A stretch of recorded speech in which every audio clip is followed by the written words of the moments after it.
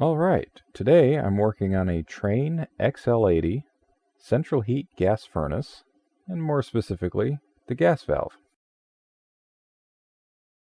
So the first thing I did was check to see that the control board had picked up an error code, and it did.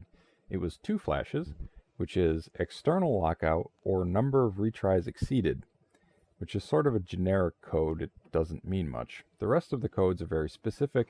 This one is just sort of, I tried, but it didn't work. So this furnace started acting up yesterday. I took it apart, unplugged everything, looked at the control board, it was fine, plugged everything back in, and it just started working on its own.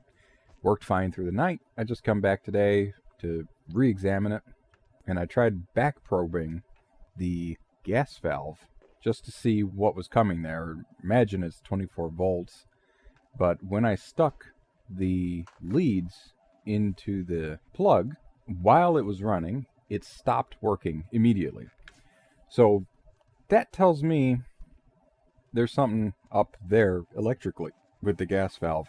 And the funny thing is, I had shaken everything and beat it and wiggled the plugs and everything before while it was running, and it didn't affect anything. It just so happens that back probing it pushed the pins down and caused a problem.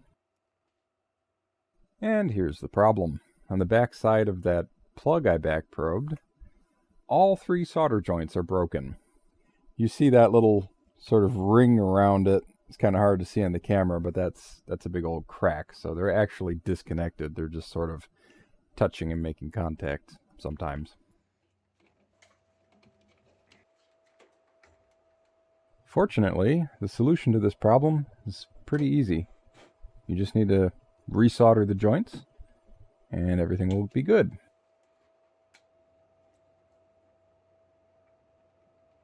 And while I could just reflow the solder, in this particular case, I'm going to melt the solder, suck it off, then replace it.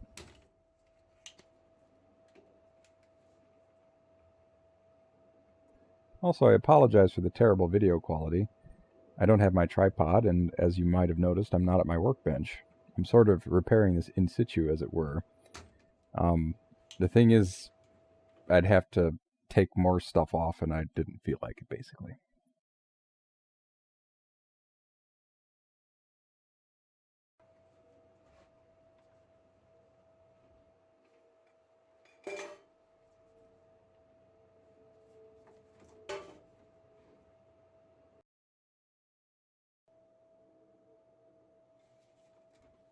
I'm using juicy lead-based solder.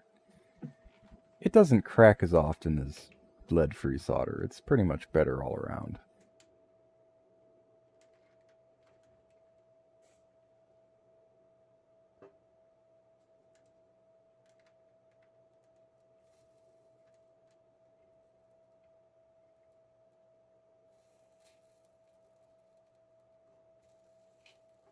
Uh-oh.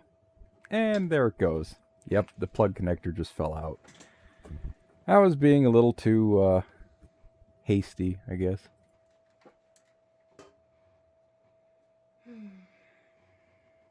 Note that there is an alignment hole here, so you can only put the plug in one way around. So that's good. So now I have to remove the solder I just put there to open up the through holes so that the pins from the plug can go through the board.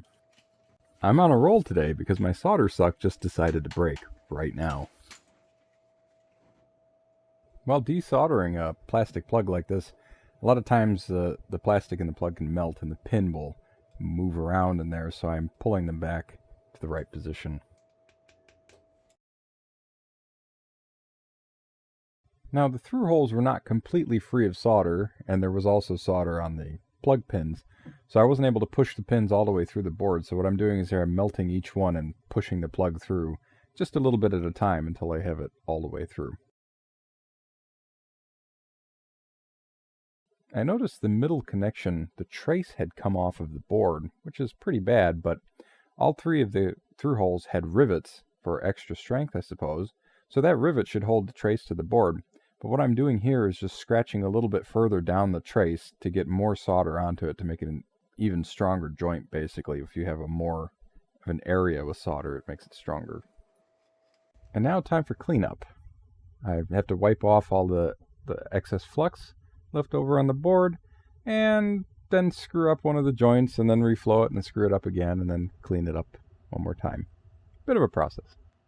But now it's done.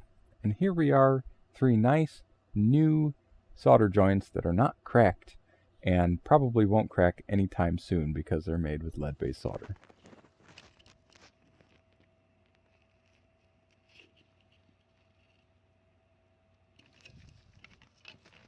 All that's left to do now is reassemble the gas valve and test it out.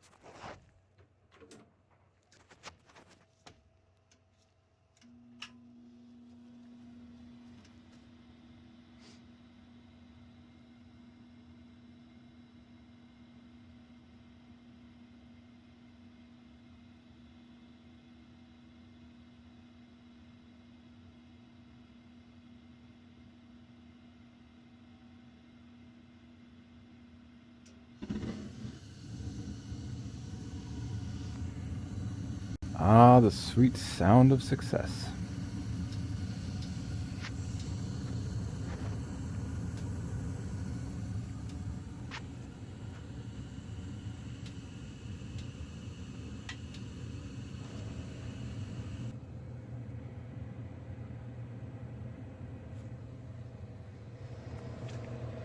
Hey, if you liked this video, don't forget to like this video. Consider subscribing, and thanks for watching.